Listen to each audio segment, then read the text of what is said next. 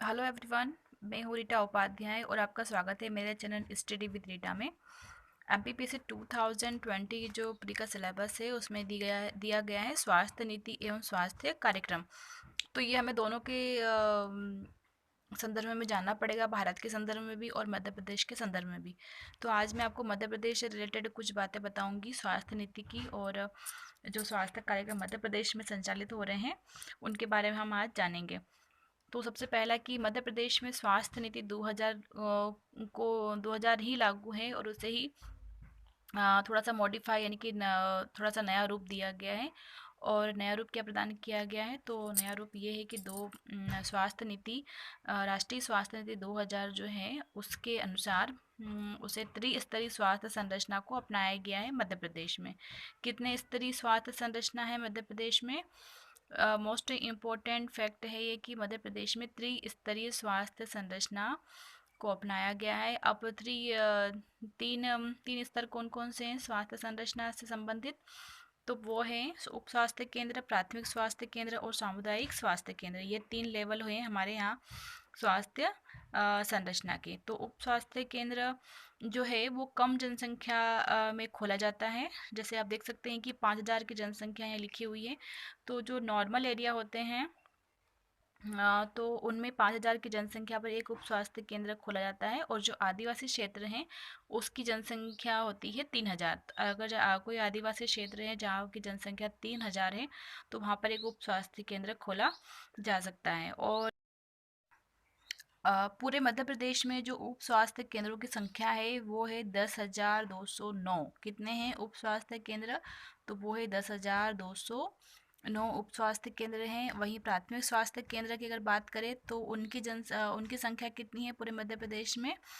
तो पूरे मध्य प्रदेश में 1183 प्राथमिक स्वास्थ्य केंद्र खोले गए हैं। और कितनी जनसंख्या पर ये प्राथमिक स्वास्थ्य केंद्र खोले जाते हैं? तो ये आपको तीनों में याद रखना बहुत ज़रूरी है कि उप स्वास्थ्य केंद्र कितनी जनसंख्या पर खुलते हैं, प्राथमिक स्वास्थ्य केंद्र कितनी जनसंख्या पर खुलते हैं, और सामुदायिक स्वास्थ्य केंद्र की जनसंख्या क्या होती है। तो आपको इसके अंतर्गत नॉर्मल जो एरिया होते हैं वहाँ की जनसंख्या और जो आदिवासी क्षेत्र है वहाँ की जनसंख्या, दोनों को आपको याद रखना पड़ेगा। तो प्राथमिक स्वास्थ्य केंद्र जो खोले जाते हैं वो 30,000 की जनसंख्या पर खोले जाते हैं, और आदिवासी क्षेत्र जो होता है उसमें 20,000 की जनसंख्या वहाँ पर होना चाहिए। सामुदायिक स्वास्थ्य केंद्रों की संख्या मध्य प्रदेश में कितनी है?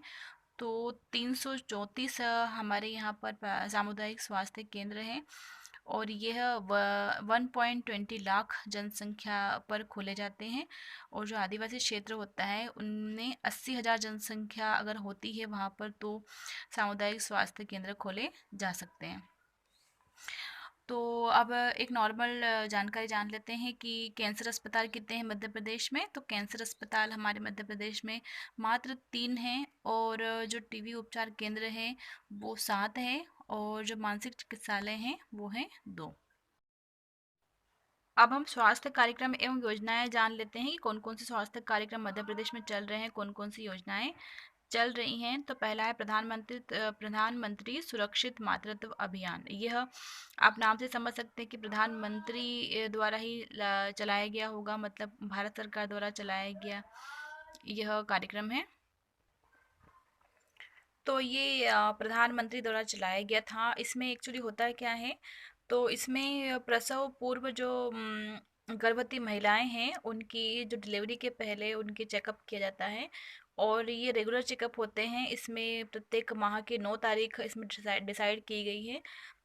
आप 9 तारीख को जा कर के वहाँ पर चेकअप करवा सकते हैं, और ये जो चेकअप है वो 4 महीने की जो प्रेगनेंसी होती है उसके बाद शुरू होता है। तो आप कंटिन्यू फिर 9 महीने तक आप यहाँ पे चेकअप करवा सकते हैं। तो प्रधानमंत्री का मानना ये था कि अगर डिलीवरी के पहले एक दो बार अगर लेडीज़ की जांच हो जाती है डॉक्टर के द्वारा तो मातृत्व मृत्यु दर और शिशु मृत्यु दर में कमी आ सकती है। हम उस पर थोड़ा सा कंट्रोल कर सकते हैं मातृ मृत्यु दर पर और शिशु मृत्यु दर पर, क्योंकि हमारे यहाँ ग्रामीण एरिया में क्या होता है कि आप देखेंगे कि डिलीवरी तक के लिए भी उन्हें हॉस्पिटल में नहीं लाया जाता है, वो घर पर ही दाई माँ से डिलीवरी करवा लेती हैं लेडीज़ें। तो चेकअप की तो बहुत दूर की बात है, इसीलिए प्रधानमंत्री ने यह अभियान चलाया था।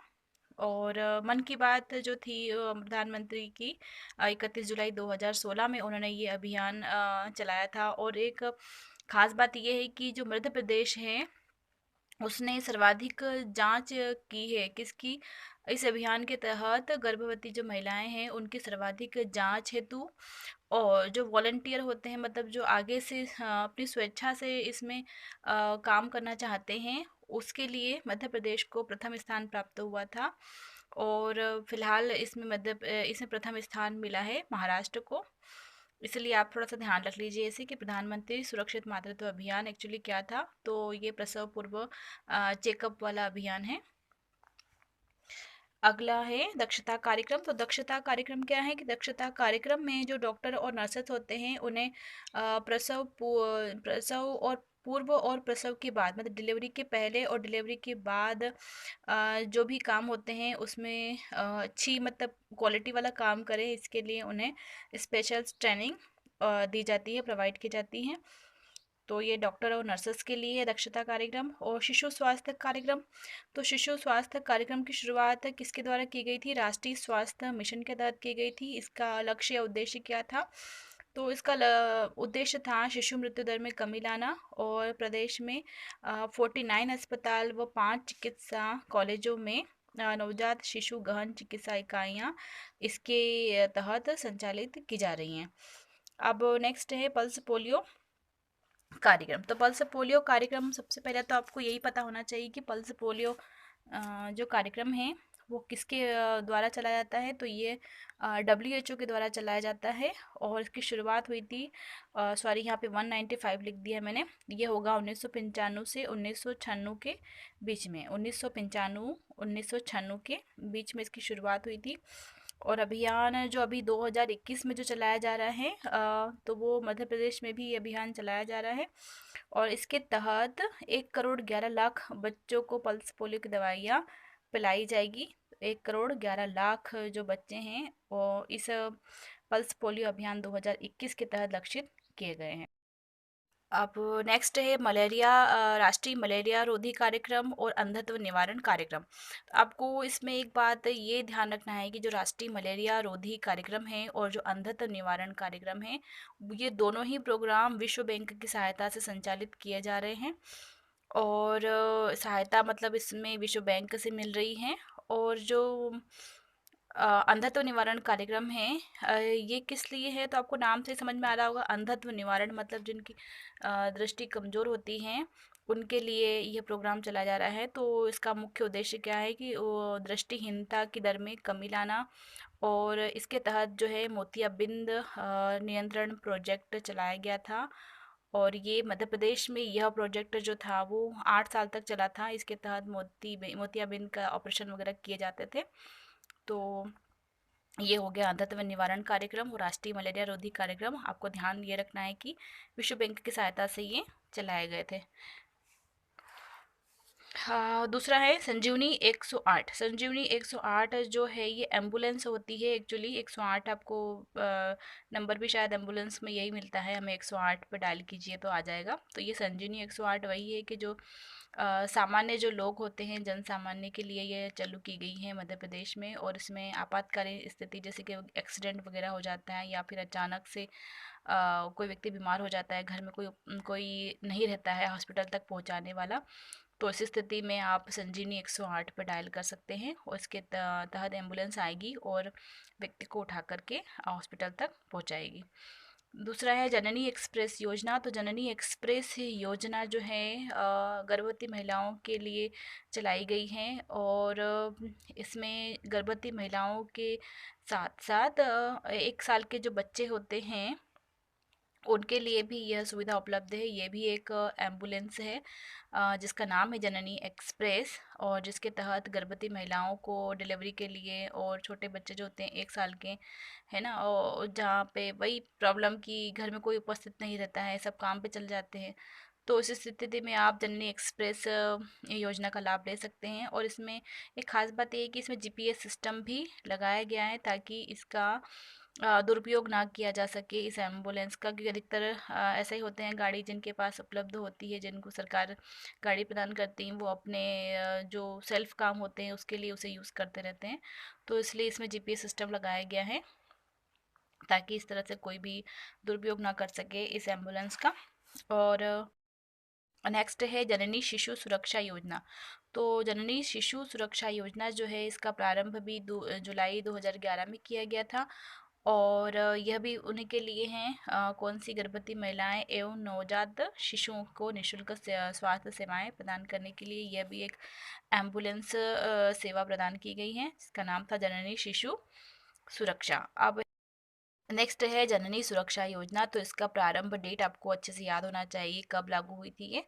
तो ये लागू हुई थी 15 अगस्त 2005 को। और इसका संचालन किसके द्वारा किया जाता है, तो ये भी आपको पता होना चाहिए कि राष्ट्रीय ग्रामीण स्वास्थ्य मिशन द्वारा के तहत संचालित है ये। और ये भारत सरकार की द्वारा ये योजना बनाई गई है, जो कि सभी भारत के सभी प्रदेशों में लागू है। नेक्स्ट है परिवार कल्याण एवं टीकाकरण कार्यक्रम। तो आपको सब पॉइंट से ही समझ में आ गया होगा कि परिवार कल्याण टीकाकरण कार्यक्रम में क्या होगा। परिवार कल्याण से क्या है कि मतलब फैमिली प्लानिंग, कि आप दो ही बच्चे रखें, है ना, और ऑपरेशन वगैरह उसमें करवा ले दो बच्चों के बाद में, तो ये परिवार कल्याण यानी कि परिवार नियोजन से संबंधित है। और टीकाकरण कार्यक्रम के तहत इसमें जो है 5 टीके लगाए जाते हैं, 4 टीके, सॉरी, हाँ 4 टीके लगाए जाते हैं। एक तो टिटनेस ऑक्साइड का टीका लगता है। टिटनेस ऑक्साइड का जो टीका लगता है वो गर्भवती महिलाओं को लगता है।